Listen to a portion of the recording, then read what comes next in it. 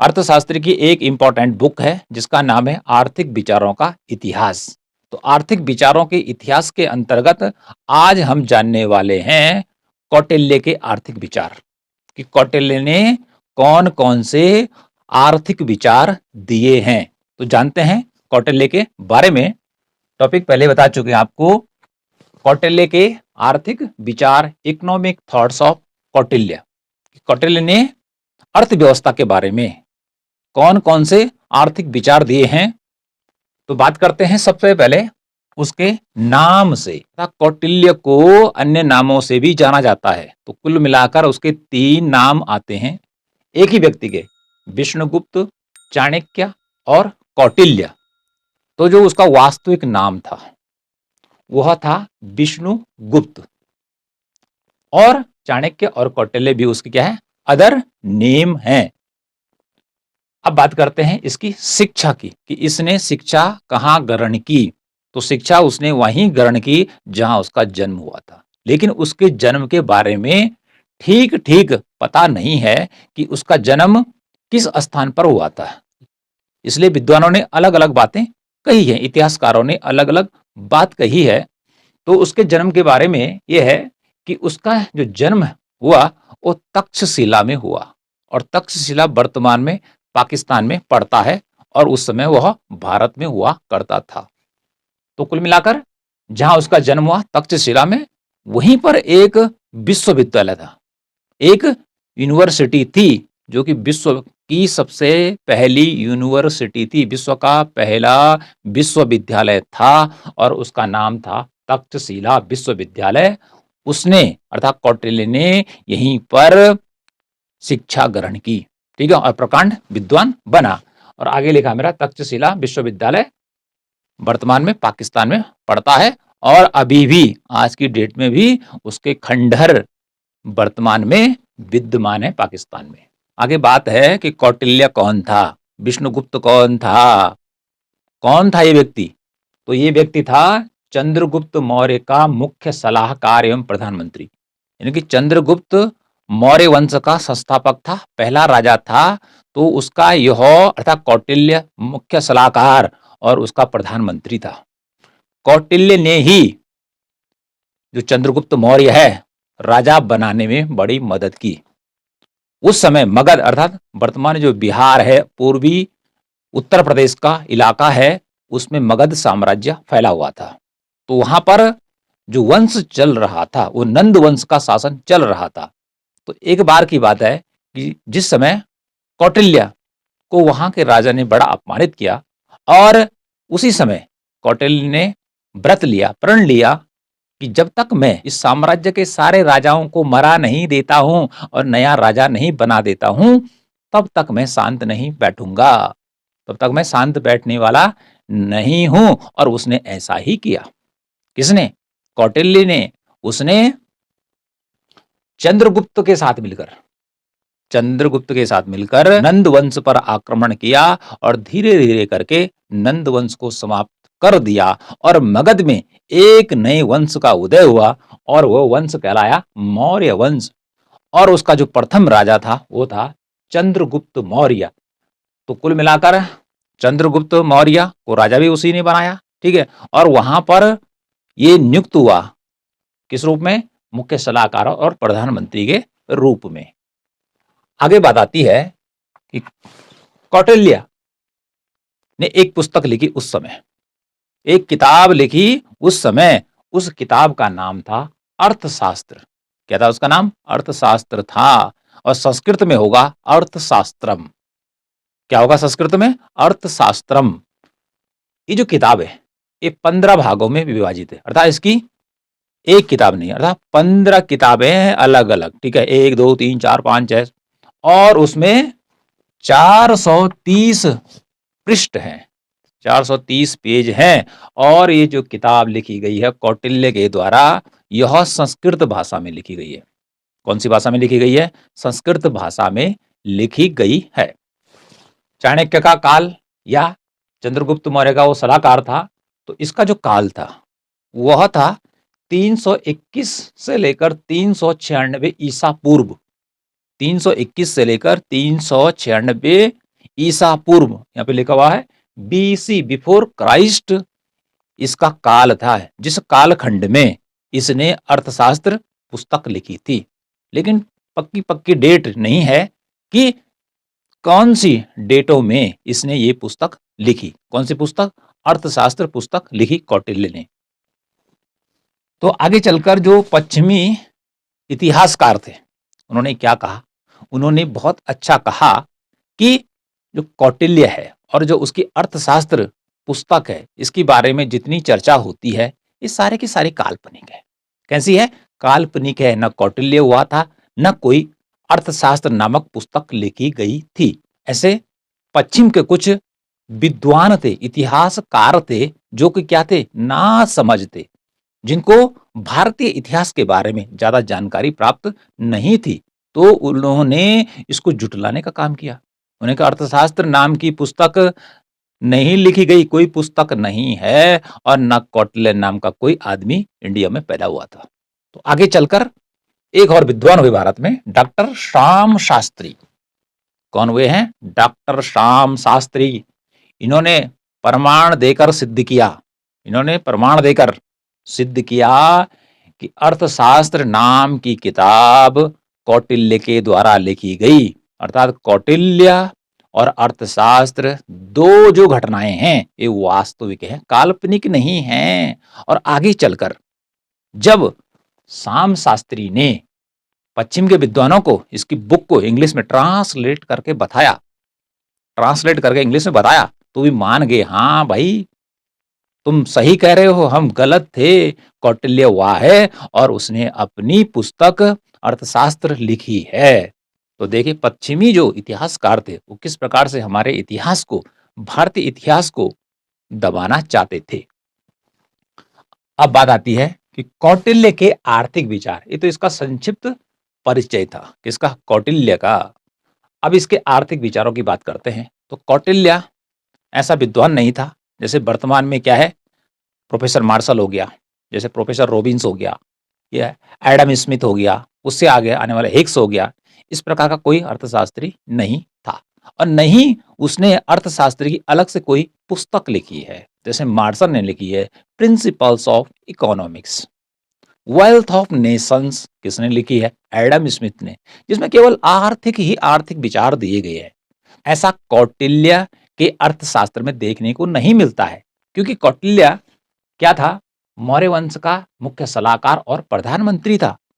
तो कहने का अर्थ क्या है? वो एक राजनीतिज्ञ भी था, एक समाज सुधारक भी था। तो सामाजिक विचार उसकी अर्थशास्त्र में देखने को मिलते हैं, राजनीतिक विचार यहाँ मिलते हैं, दार्शनिक विचार यहाँ मिलते हैं, ठीक है, नीति शास्त्र से संबंधित विचार उसके अर्थशास्त्र में मिलते हैं। कुल मिलाकर उसका जो अर्थशास्त्र था, उस अर्थशास्त्र के अंदर कौटिल्य ने वो सारी बातें लिखी जिससे कि राज्य का अधिक से अधिक विस्तार किया जाए, राज्य को अधिक से अधिक शक्तिशाली बनाया जाए, अर्थात मगध वंश का जितना हो सके विस्तार करना है।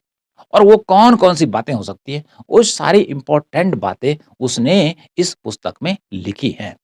तो कुल मिलाकर कोई अलग से पुस्तक उसकी नहीं है कि जिसमें केवल आर्थिक विचार देखने को मिलते हैं, क्योंकि उसकी किताब में राजनीतिक विचार भी देखने को मिलते हैं, सामाजिक विचार भी देखने को मिलते हैं, नीति शास्त्र से संबंधित विचार भी देखने को मिलेंगे, धार्मिक संबंधी विचार भी देखने को मिलेंगे, क्योंकि वह अपने आप में प्रकांड विद्वान था। अर्थात वो राजनीति के बारे में भी जानता था, नीति शास्त्र के बारे में भी जानता था, दर्शन शास्त्र के बारे में भी जानता, अर्थात वो ऑलराउंडर जो था, एक प्रकांड विद्वान था।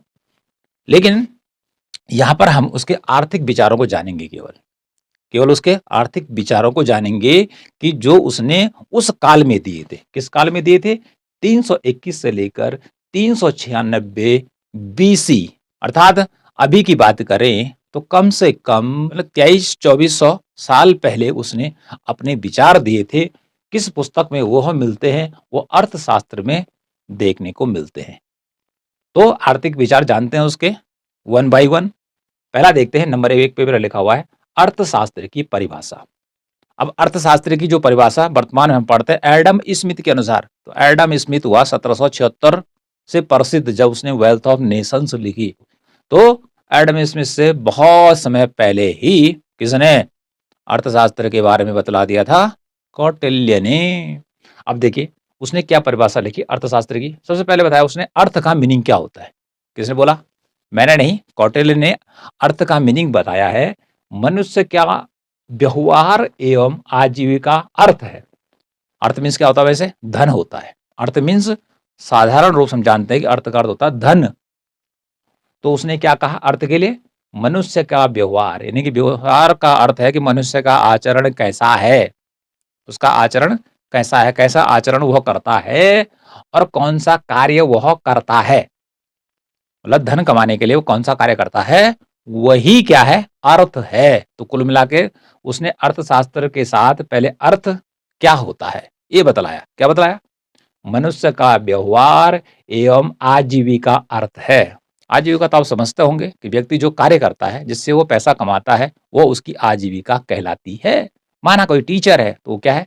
उसकी आजीविका का स्रोत है। ठीक है, जो कोई लेबर है, पत्थर तोड़ने वाला, कोई सैनिक है, सोल्जर है, तो जहां से उसको पैसा मिल रहा है वो उसकी आजीविका हो गई। ओके, और आगे उसने क्या बोला? ऐसा नहीं है कि अर्थ का अर्थ उसने यही बताया, दूसरा भी बताया उसने, ये भी हो सकता है मनुष्य से युक्त भूमि का नाम भी अर्थ है।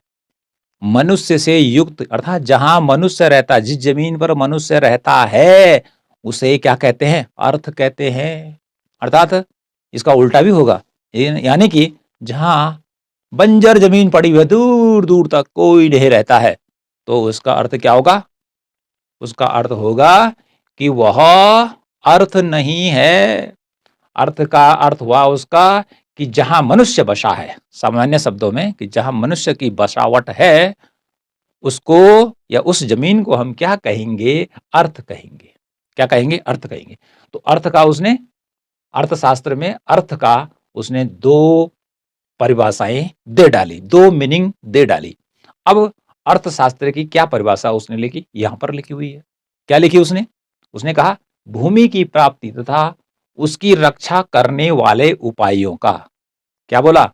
भूमि की प्राप्ति तथा उसकी रक्षा करने वाले उपायों का हल करने वाला विषय अर्थशास्त्र कहलाता है। भूमि की प्राप्ति यानी कि उस समय जब उसने ये विचार दिए तो उस समय राजा जो हुआ करते थे अपने राज्य का विस्तार करना चाहते थे दूसरे राज्य पर आक्रमण करके। ठीक है, और फिर जब उस पर आक्रमण कर देते थे तो उसके अपने अंडर में लेने के बाद उसकी रक्षा करना भी क्या था? इनकी जिम्मेदारी था। मतलब अपने अंडर में रहे वो क्षेत्र, उसका राजा हम रहे, उस समय ऐसा चला करता था।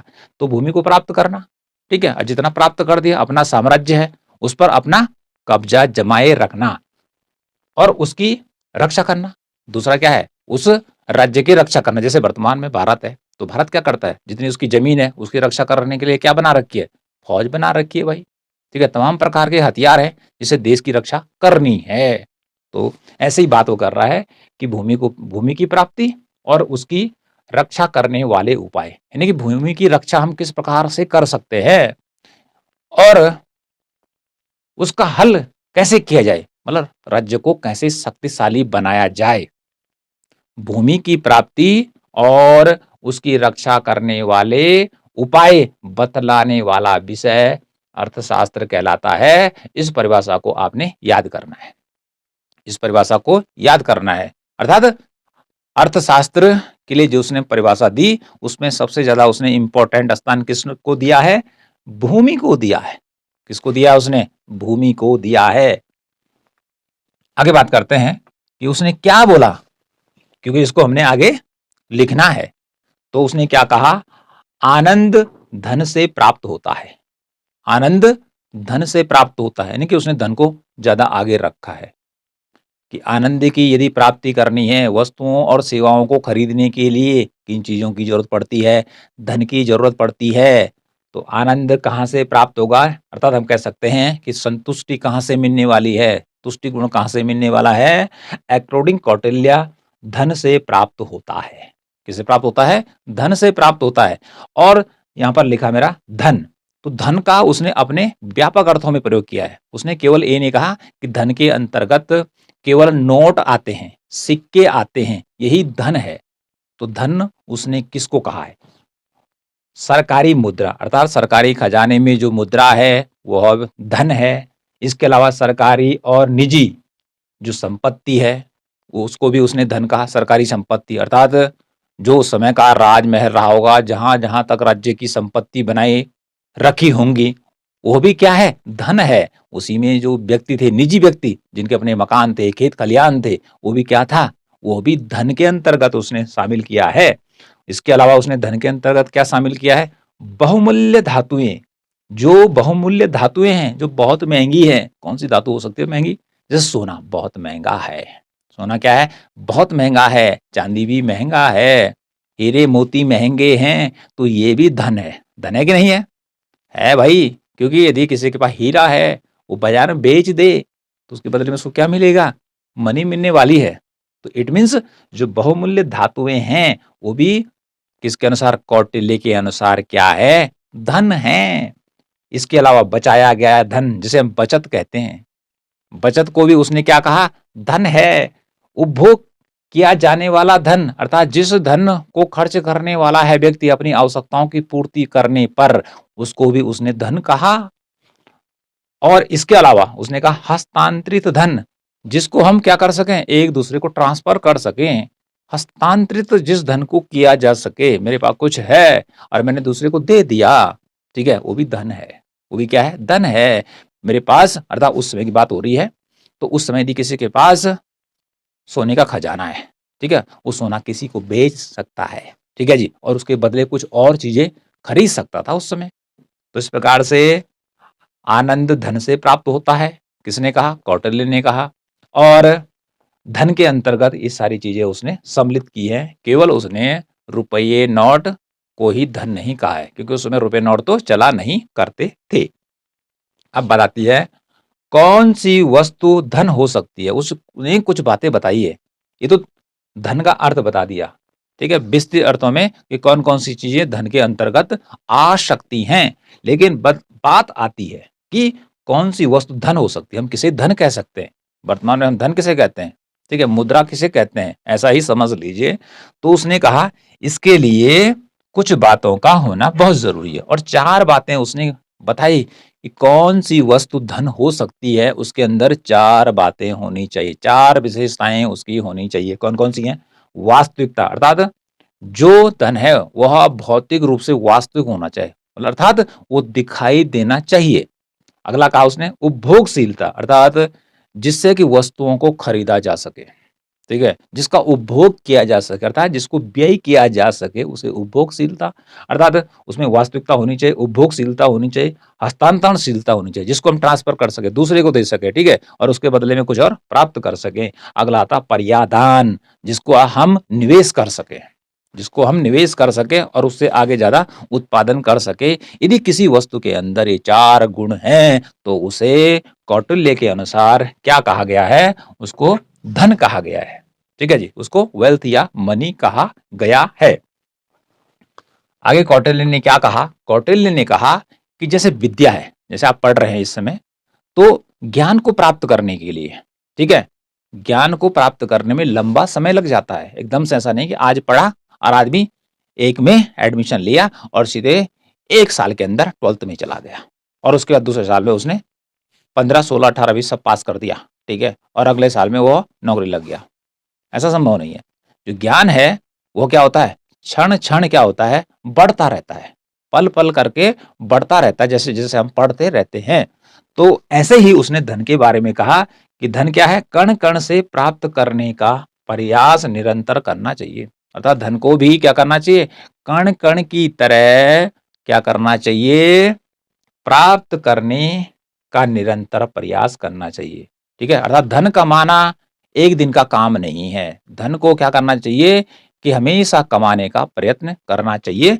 ऐसा किसने कहा? ऐसा कहा कौटिल्य ने कि जैसे कि विद्या को हम क्या करते हैं? प्राप्त करने का लगातार प्रयास करते हैं, और विद्या जैसे एक दिन में प्राप्त नहीं होती है, ऐसे ही धन भी एक दिन में प्राप्त नहीं हो सकता। एक दिन में प्राप्त हो जाए तो वो पर्याप्त नहीं होगा। आगे उसने क्या कहा? यहाँ देखिए, धन आवश्यकताओं की पूर्ति का साधन है। कि उसने क्या कहा कि जो धन आदमी कमा रहा है वह आवश्यकताओं की पूर्ति अर्थात वो खाद्य पदार्थ खरीद सकता है, वो कपड़े खरीद सकता है, तो ऐसी वस्तुओं के प्राप्त करने का साधन है, अर्थात साध्य नहीं है, साधन है। मतलब जो धन कमाया जा रहा है, इंसान क्यों कमा रहा है? उसने कहा कि इससे वह अपने उद्देश्यों की पूर्ति कर सकता है, ठीक है, खाना पीना खा सकता है। जीवन का लक्ष्य नहीं है, जीवन का लक्ष्य धन नहीं है, जीवन का लक्ष्य तो क्या है कि आवश्यकताओं की पूर्ति करना है, इसलिए व्यक्ति धन कमा रहा है। तो धन को उसने साधन माना है। वर्तमान में जो अर्थशास्त्री है वो धन को क्या मानते हैं? साधन मानते हैं, साध्य नहीं मानते हैं। तो जो बातें वो बता रहा है कौन? कौटिल्य।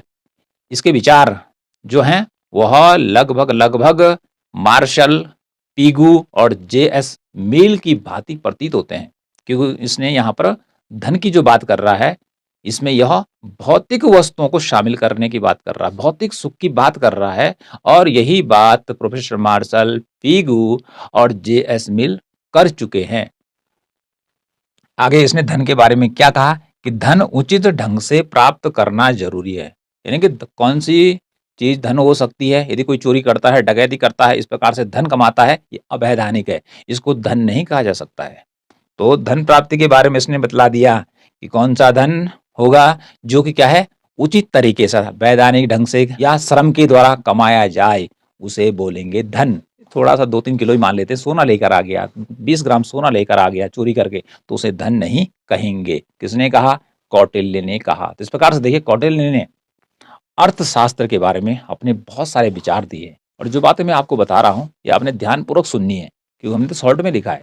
लेकिन जब आंसर लिखने के लिए आएगा लॉन्ग में 15 मार्क्स का, तो फिर आपको क्या करना पड़ेगा? उसको लंबा लिखना पड़ेगा। उससे ऊपर भी आता है तो लंबा लिखना पड़ेगा, ठीक है। तो जो बातें हम, क्योंकि हम पॉइंट की क्या कर रहे हैं, विवेचना कर रहे हैं, पॉइंट के बारे में डिस्कस कर रहे हैं, और उस डिस्कस को मैं आपको विस्तार से बता रहा हूं, तो ऐसे ही आपने भी लिखना है।